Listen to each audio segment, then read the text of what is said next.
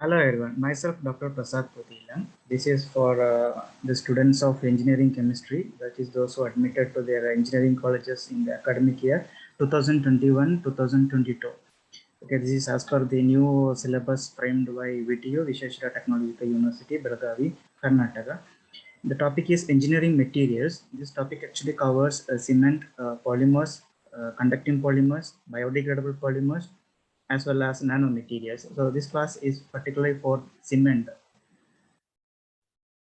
So here in this video class, I'm covering introduction to cement, types of cement, constituents of cement, hardening and setting mechanism, deterioration of a cement, that is actually deterioration of a concrete. So the class videos are available in my YouTube channel, My Intuition. Please do like the videos, share to maximum. Cement, it is actually finely divided or finely grind powder, mineral powder, which is actually gray in color that we might have seen when we construct a building or when it is used for many other construction applications.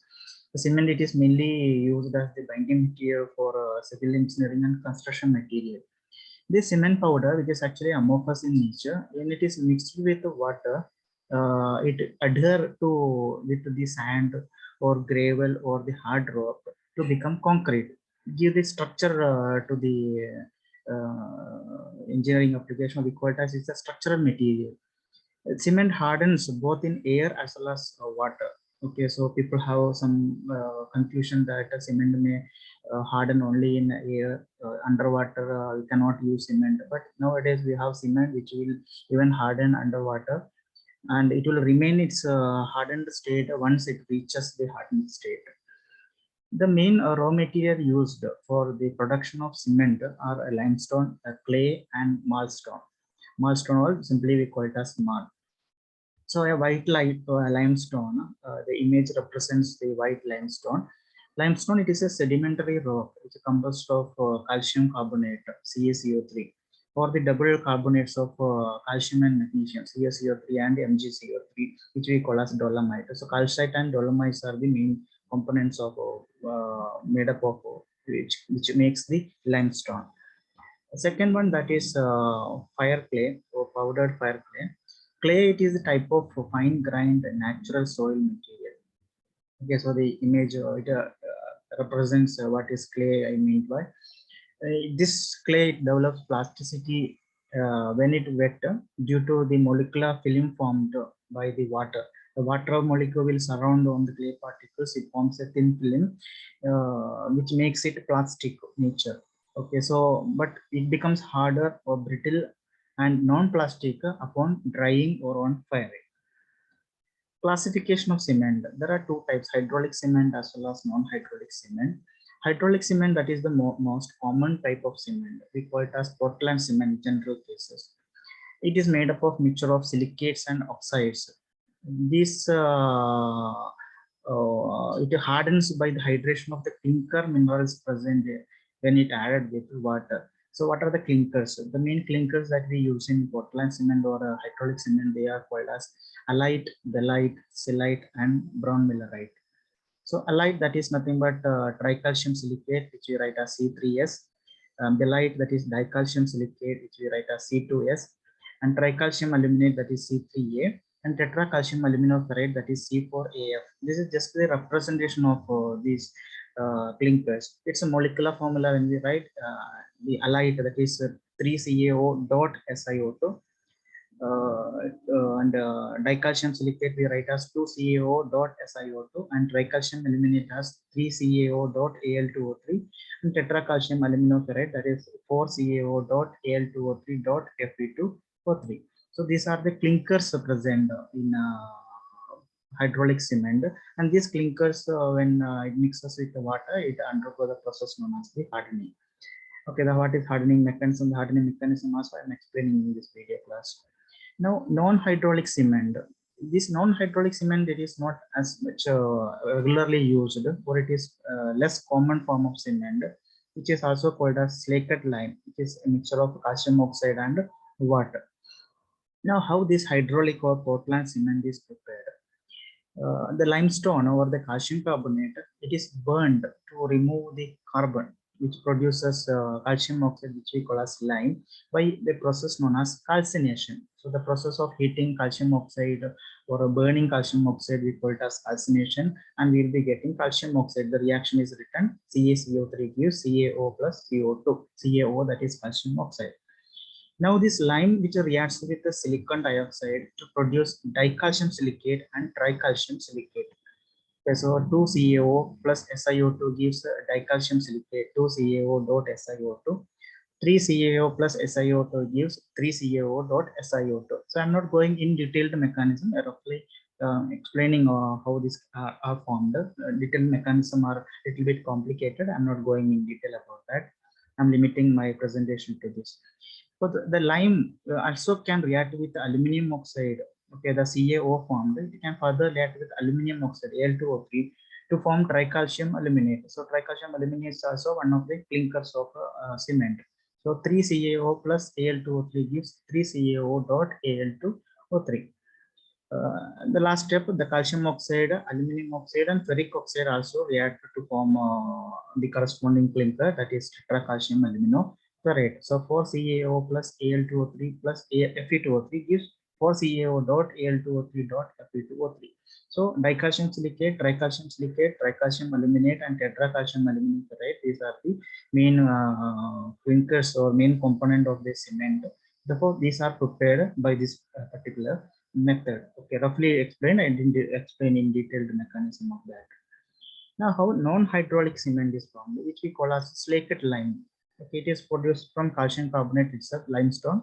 On heating or burning by a process known as calcination, we will be getting calcium oxide lime. The calcium oxide is then slaked or mixed with water to make the calcium hydroxide, which we call as the slaked lime. CaO plus H2O gives calcium hydroxide, CaOH twice. Now this slaked lime, it undergoes the hardening process, or which we call as a setting process, by carbonation reaction, that is in contact with the carbon dioxide which is present in air. Calcium hydroxide plus carbon dioxide gives calcium carbonate plus H2O. So this is the hardening or setting mechanism. Okay, that means this carbonation reaction, it requires carbon dioxide for the reaction. That means it only if it is exposed to air, this type of reaction can take place, and this slaked lime cannot be used underwater applications. The entire process, now here we can see calcium carbonate is formed. The calcium carbonate can further give calcium oxide, then calcium hydroxide. So this is cyclic process. So this cyclic process is called as lime cycle. Now different types of cement. Various types of cements are used in construction. We may be seeing only the powdery form of cement, but different types are there that a civil engineer must be knowing. But we also should know what are the different types of cement and what is its application, what are their properties. Then we can save some of the money which we use for construction of the building. There are totally 13 types right now. The ordinary Portland cement, we call as OPC, Portland pozzolana cement, PPC, rapid hardening cement, quick setting cement, low heat cement, sulfate resisting cement, blast furnace slag cement, high alumina cement, white cement, colored cement, air entraining cement, expansive cement, and hydrographic cement. We'll see one by one their properties and applications. OPC or ordinary Portland cement, that is the most commonly used worldwide. It is used. It is used for the application which includes formation of concrete. That is the cement. It is mixed with the other constituents like stone and other, and we can make it as even steel. We make it as concrete. Even this Portland cement mixture in form of mortar, it is used to just to join the stones or bricks and granite. And even it is used as a plaster to give a perfect finish to the wall. It is also used to prepare grout, wall putty, or solid concrete blocks. Which is further used as a brick material, which is further applied with mortar to construct the building. Now the second one, that is Portland pozzolana cement. What is pozzolana? That the image indicates. It is prepared by grinding the pozzolanic clinker. Pozzolanic clinker, it is indicated in the image. It is mixed with the Portland cement. The advantages of this PPC is that they have high resistance to various chemicals compared to the ordinary Portland cement. It is used in marine structures, that is in seawater application, sewage works, where a sewage tank or a sewage pipe, that passage line, and for concrete lying underwater, such as bridges, dams, etc. The third one, that is a rapid hardening cement. The word itself indicates that it hardens rapidly. It has got high increased content of lime and high amount of tricalcium silicate, and they are finely grinded, which gives higher strength development than that of ordinary Portland cement. And at an earlier stage, this hardening is happening. The strength of rapid hardening cement is at the third day, it is similar to the seventh day of that of OPC. That means within 3 days, it gives the required strength to the construction material or the building. Advantages that it has got increased rate of construction. Construction can be done at a faster rate, and we can reduce the cost, so that decrease the cost. It is used in prefabricated concrete construction. That means already the construction, the skeleton, if it is prepared, in such cases, this type of rapid hardening cement can be used, because once it is used immediately, it will set within 3 days, it will set. It is also used in road work, where we cannot wait for a long time to 7 days, and we cannot wait for that much time to for the cement to set. Such cases, not setting, to give the strength, hardening strength, such type of applications, rapid hardening cement is used. Quick setting cement. Okay, so quick setting and rapid hardening, that is two different words. Quick setting cement is obtained by adding calcium chloride to rapid hardening cement. To the rapid hardening cement, extra calcium chloride is added. Okay, it quicks, the cement sets earlier, while quick hardening cement gains strength quickly. Okay, so the setting is different, hardening is different. Okay, it is used where work is to be completed in very short period of time, like underwater structures, and in cold and rainy weather conditions, where we cannot wait for a long time for the cement to set, because if rainy conditions or cold conditions are there, ordinary Portland cement will not set if continuous water flow is there. So such cases, we have to go for quick setting cement, that is calcium chloride mixed with rapid hardening cement. Now, low heat cement. Okay, so low heat cement, it is produced by maintaining the percentage of tricalcium aluminate as low as 6%, and that is done by increasing the portion of dicalcium silicate. Okay, we know dicalcium silicate is the tricalcium silicate is the tricalcium aluminate, tetracalcium aluminoferrate is in the cement. Now, the property of this low heat cement is that a small quantity of tricalcium aluminate makes the concrete to produce low heat of hydration. That means when these clinkers of the cement undergo hydration, when it mixes with the water, it produces heat. Okay, so if more aluminate content present, it creates more heat will be liberated. Therefore, the amount of quantity of tricalcium aluminate, if it is less, then it produces the hydration process will not releases that much heat. It is suitable for mass concrete construction like gravity dams, as the low heat of hydration, it prevents the cracking of concrete due to heat. The sixth one, that is sulfate resisting cement. The ordinary Portland cement, it is not as such resistant to the attack by different forms of sulfate. This is prepared by less content of tricalcium aluminate and tetracalcium aluminoferrate present in ordinary Portland cement compared to ordinary Portland cement.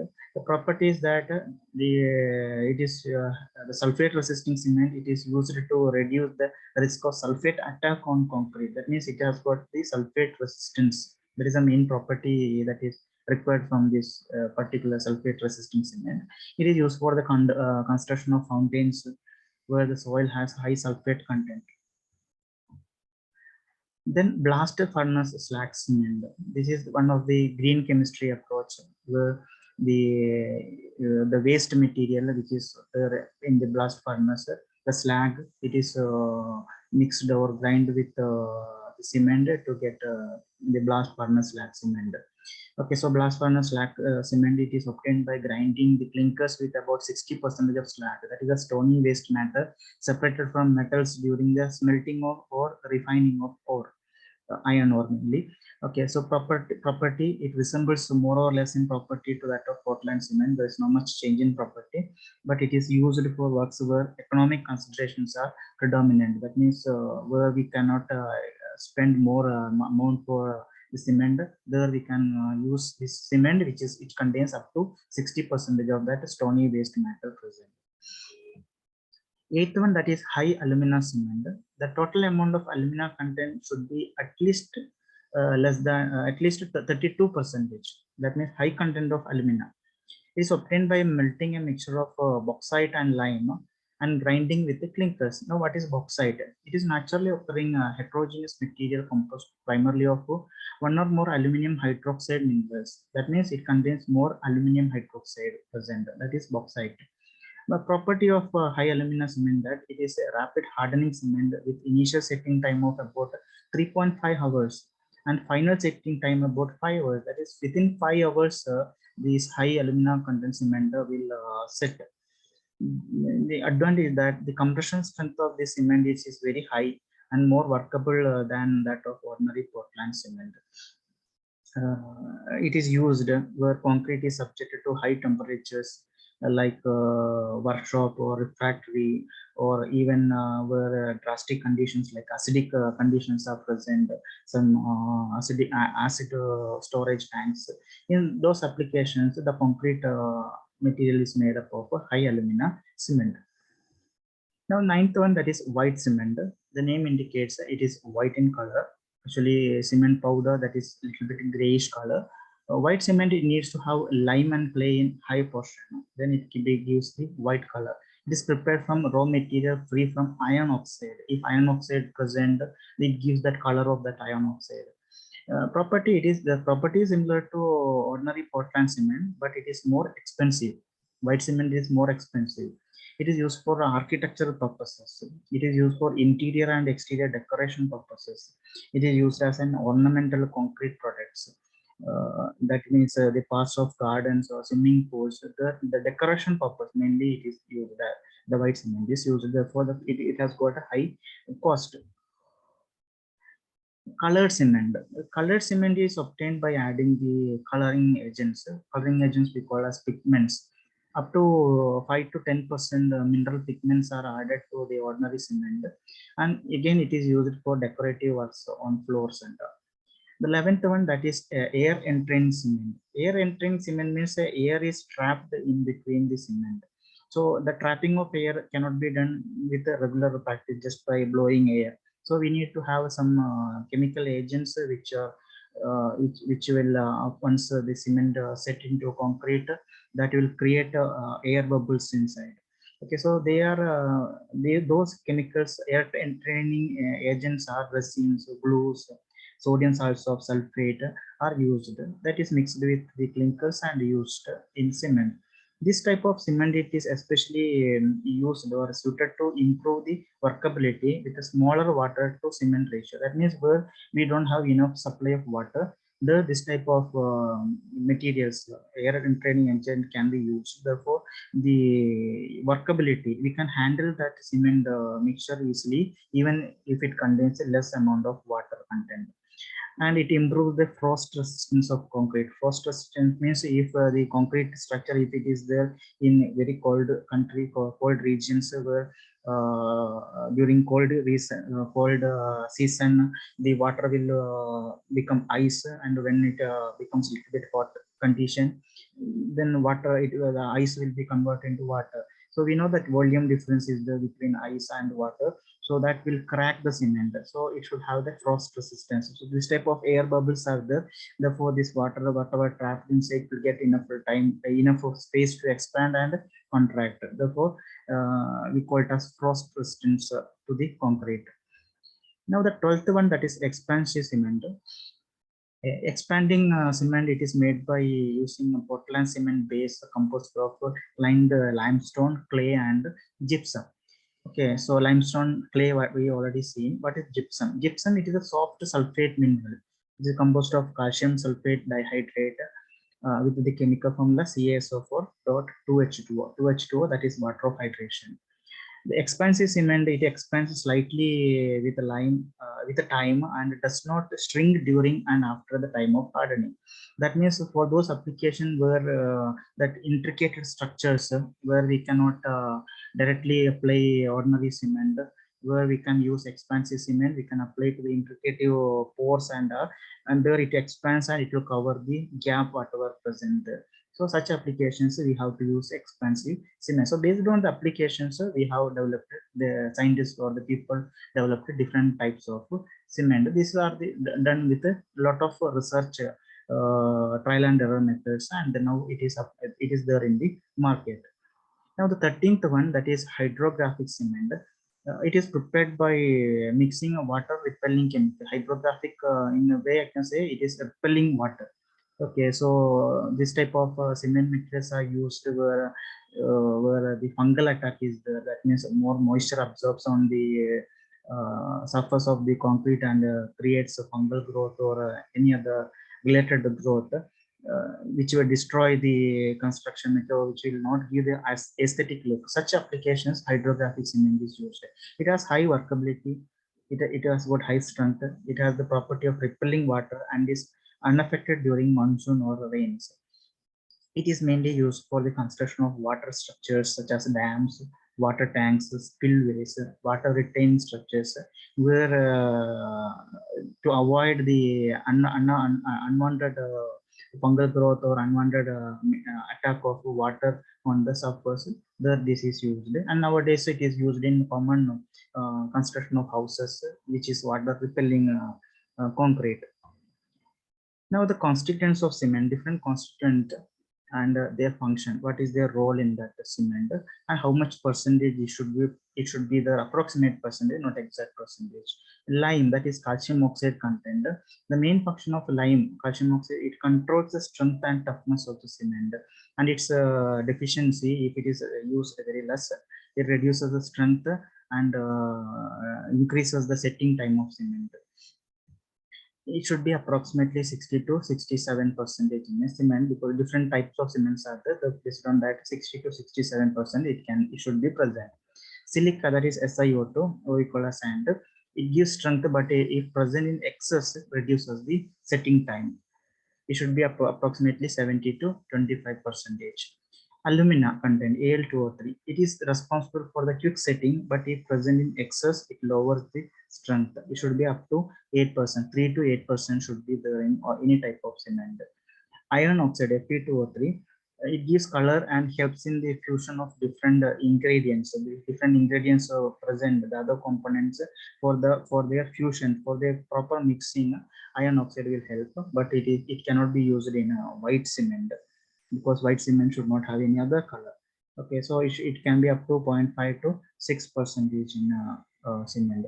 Then magnesia, MgO, it imparts color and hardness to the cement concrete, but if present in excess, it causes a crack to the concrete structures. It also should be 0.5 to 4% in cement. Then calcium sulfate, CaSO4, it improves the setting time. That means fast setting. It is mainly due to the presence of calcium sulfate. It should be 3 to 4%. It can be added. It should be present. Then sulfur trioxide, SO3. It helps in making the soundness of cement. The soundness of cement means it is the ability of cement to retain its volume even after it hardens. That means for a construction material, the civil engineer or the one who handling will calculate for the particular construction how much cement we have to mix. That much cement if you mix, they know how much exactly the volume it will generate. Okay, if any changes in that, that means we can say that the cement is not having soundness. Okay, so to create the soundness is very important. Otherwise, it is difficult for one to calculate or exactly apply the amount of cement which is used. So it helps in making sound cement, but if present in excess, the cement becomes unsound. Therefore, 1 to 3% of sulfur trioxide should be there in cement. Then presence of alkalis. Alkalis also present, like that of potassium or sodium. If it is present in excess, it causes a fluorescence and staining. Okay, it will be present up to 0.1 to 1%. We are not adding alkali acid, but it will be present in the cement. Now the setting and hardening of cement, the mechanism of setting and hardening, how it is set, how it gives the desired strength to the cement. Cement, when mixed with the water, it forms a plastic mass which we call as the cement paste, the initial mixing of water with the cement. During hydration reaction, gel and crystalline products are formed. Slowly it converts into a gel or crystalline products. We know what are crystalline. Crystallines are having a well-defined structure. So once crystals are formed, those crystals, because of the well-defined structure, they causes interlocking. The different crystals, they form interlocking. The interlocking of these crystals binds the inert particles of the aggregate into a compact rock-like material. So due to the formation of crystal only, we are getting that hardness to the cement. So this process of solidification comprises of setting and the hardening. Setting is defined as a stiffening of the original plastic mass due to initial gel formation, and hardening is the development of strength due to crystallization. Okay, so now we should understand the difference between the setting of cement and hardening of cement. The setting of cement, that is how initially it becomes this gel formation. Hardening means how fast it gives the strength to the cement. Therefore, setting is different, hardening is different. Now, the initial setting, it is due to the hydration of the tricalcium aluminate and the formation of a gel, that is the tetracalcium aluminoferrate. The tetracalcium aluminate, it mixes with the water, it undergoes water of hydration, that is 3CaO Al2O3 dot 6H2O. So this is called as the initial setting. That means it forms a gel form. This is not a crystalline form.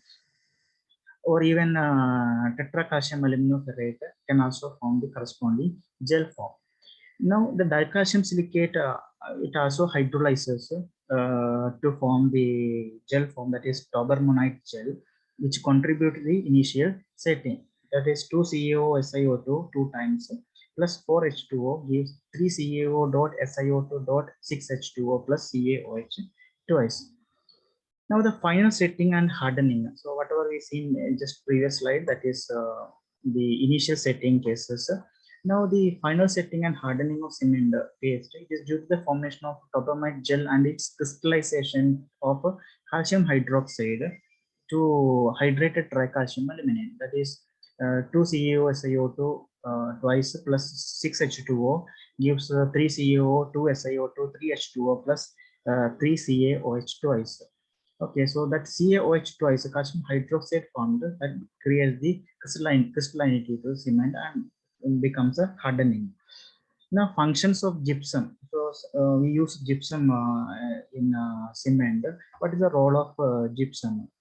The tricalcium aluminate, which combines with the water very rapidly to form a tricalcium aluminate hydrate, the corresponding hydrate of tricalcium aluminate. This is actually soft. This paste becomes soft, and added gypsum, it retards the dissolution. The soft material formed the 3CaO Al2 or the 6H2O, it can dissolve, than giving strength, it can further dissolve. So gypsum is added such a way that it is converted into an insoluble form, which we call as ettringite. Okay, ettringite is nothing but a calcium sulfoaluminate, that is 3CaO Al2O3 3CaSO4 32H2O. Now the deterioration of cement, you cannot say deterioration of cement as actually it is deterioration of concrete. Okay, so the deterioration of it is the deterioration is a defect which has occurred over a period of time. The most common factors which makes these defects are environmental factors, materials and concrete casting procedures, structural design defects, temperature, improper use of structures, in which the material and concrete casting procedure that one can make it proper. structure design also one can make it proper. Improper usage of structures, we can have proper usage of structure, but the environmental factors and temperature variation that we cannot control. As such, we cannot control. Okay, so normally one or number of these defects can be seen in structures like scaling, disintegration, erosion, corrosion of reinforcement, delamination, spalling, alkali aggregate reaction, that is AAR reactions, AAR, then cracking of concrete. We'll see one by one. Scaling in concrete, we might have seen this type of defects in concrete structures, which we call as scaling.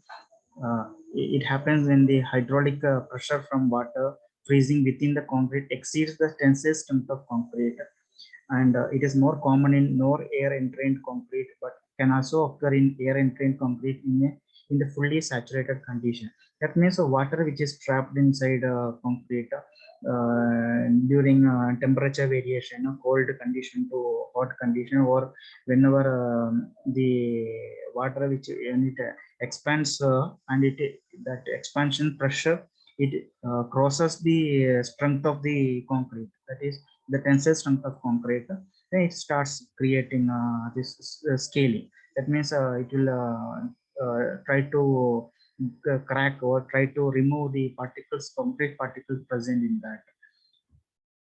Then continuation of that is disintegration. It is a physical deterioration, such as a scaling or breaking down of the concrete into small fragments or particles. That it starts with the scaling, what we seen in the first point. It may be also caused by de-icing chemicals or sulfate present or chloride attack, or by the cold condition, the frost action. Third one, that is erosion. Erosion, it is the deterioration of concrete surface as a result of particles in moving water, which is scrubbing the surface of the concrete. When the concrete surface is exposed to waterborne sand and gravel, the surface get deteriorated by particles scrubbing against the surfaces. Even flowing ice particles or even wind can also cause erosion problems. It is an indication of the poor durability of concrete and exposes them to corrosion. Okay, once erosion starts, then the metal particles present, the metal rods present in the concrete are exposed to atmosphere, then corrosion problems will initiate.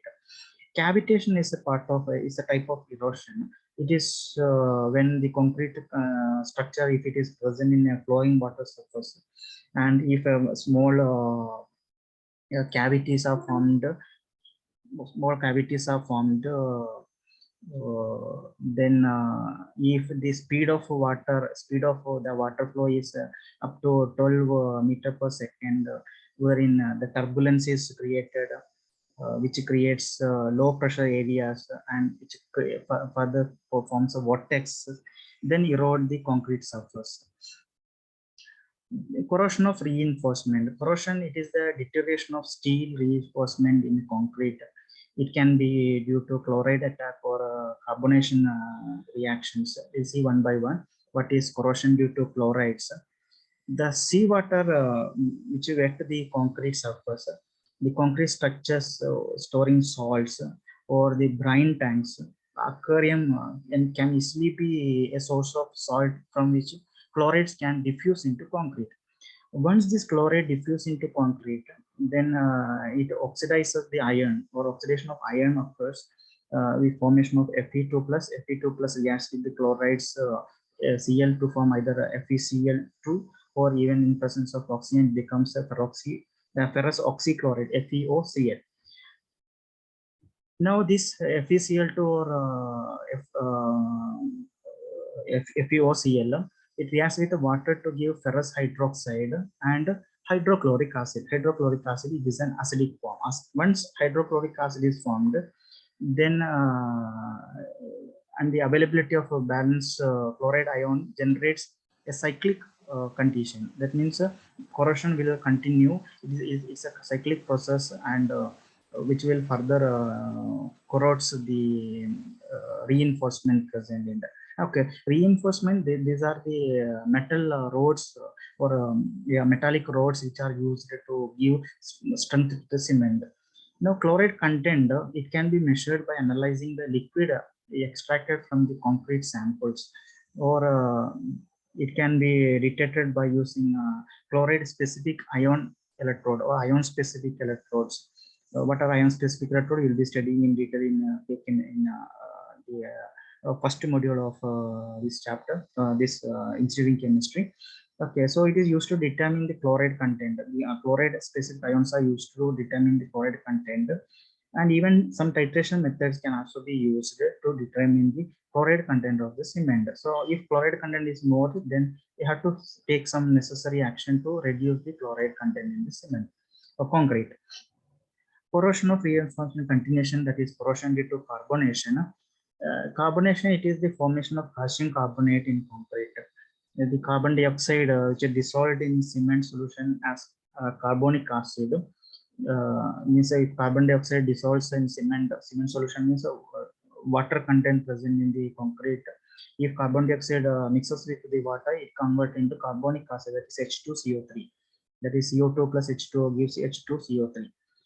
Now this H2CO3, it reacts with the CaOH twice, which is alkaline form. Okay, so neutralization reaction takes place, acid base reaction takes place, and this neutralization reaction, that is H2CO3 plus CaOH twice, gives CaCO3 plus 2H2O. The reaction which reduces the pH of the concrete. pH, when it goes below 8.3, then it destroys the passive thin ferrous oxide film on the reinforcement. That means the reinforcement, initially when it undergo corrosion, it will be converted into ferrous oxide. The surface will be converted into ferrous oxide. This ferrous oxide becomes a thin film, or it will cover that portion which is exposed, and it acts as a passive film. So it will protect further the corroded product. Actually, ferrous oxide is the corroded product.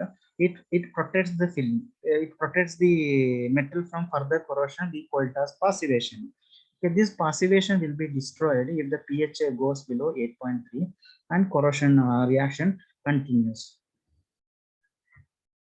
And how to measure this carbonation reaction presence or its absent? It can be done to measure carbonation. Expose the concrete surface with a fresh spray of phenolphthalein indicator. Phenolphthalein indicator we use in our regular chemistry lab as a acid base indicator. Okay, so if acidic condition is there, what is the color of the phenolphthalein? If basic condition, what is the color of phenolphthalein? That you know. That means if the solution remains clear, the carbonation has occurred. Okay, that means it is acidic condition. Else, the pink color of the solution would indicate the alkaline nature of the concrete. Now, the moisture entrance in the concrete in the form of gas or vapor or liquid, it can also catalyze the corrosion of reinforcement. To measure this type of corrosion reactions in the reinforcement, we can go for a four-probe resistivity method. What is four-probe resistivity method? You'll be studying in physics class in detail. Okay, it's a probe, that is just an electrode which is usually 4 electrodes are used. Okay, here I'm not going in detail about four-probe resistivity meter. It can be used to check the resistance of the reinforcement metal particle used. With that, we can see whether corrosion reaction is happening or not. Even electrochemical potential measurements of reinforcing steel with reference to standard calomel electrode will also indicate the corrosion rate of steel. So what is calomel electrode? What is standard calomel electrode? That also will be studying in the module 1 of this particular engineering chemistry class. Now, delamination. It is defined as the discontinuity of the surface concrete which is substantially separated but not completely detached from the concrete below or above it. It is often identified by the hollow sound or by tapping or chain dragging on concrete surface. I mean, if you hit the concrete surface or if you tap it with a chain, that means some metallic chain. If hollow sounds are created, that means delamination occurred. That is inside the concrete structure. The corrosion of reinforcement can be one of the cause of delamination. Now, delamination, it continues to spalling. It can be considered as extended delamination, and the falling of pieces of concrete of varying sizes we call as spalling. If delamination is not prepared on time, or the progress of damages as a result of external loads, corrosion, freezing, and thawing can break off the delamination process. Okay, so thawing, that is something related to the cold condition. It is a process of ice, snow, or another frozen substances becoming liquid or soft as a result of warming up. Then alkali aggregate reaction, or called as AAR. AAR cracking, it is seen as a web or network of cracks on the surface of the concrete or even internal. If a network type cracking it is seen on the concrete surface, then we have to say that it is nothing but a alkali aggregate reaction happen. Some aggregate which contain calcite or siliceous material will react with the sodium and potassium hydroxide in concrete to form a gel. So this gel which is formed would absorb water and swell excessively, creating tremendous pressure and tensile stress in the concrete, leading to its cracking. That means if such type of chemicals are formed, their volume is higher than that of its original nature, which causes pressure and tensile strength will be generated, and finally the cracking happens. It can be prevented. The AAR can be prevented, or the cracking can be prevented by use of non-reactive aggregates, low alkali cement, and by the use of supplementary materials such as slag cement or fly ash cement. In case of damage due to AAR, placing a new concrete by removing the deteriorated one, it is the most often or the best solution. Now, cracking of concrete, the water used for cooling towers or sewage, industrial effluent, it contains sulfates, and this sulfate can attack the concrete. Calcium sulfate or sodium sulfate, it reacts with hydrated calcium aluminate to form ettringite. Okay, so what is ettringite? The formula already explained, that is calcium sulfoaluminate. Ettringite can and the calcium sulfate, they have the double the volume as compared to those of the original matter. This increases the pressure inside the concrete structure, increases the tensile stress, and it leads to the cracking. Okay, so that's about engineering material, and small portion only explained here, that is cement. Then coming classes, I'm explaining about polymers, the conducting polymers, biodegradable polymers, nanomaterials, and the entire syllabus of 21 CHE 1222, that is for the engineering chemistry for the Vishweshwara Technical University students, those who are there the first year for first semester and second semester, that will be covered in this YouTube channel, My Intuition. Please do subscribe my YouTube channel and share to the maximum. Hope you understood the concept of cement and different hardening and setting of cement. Thank you very much for watching this video, and have a nice day.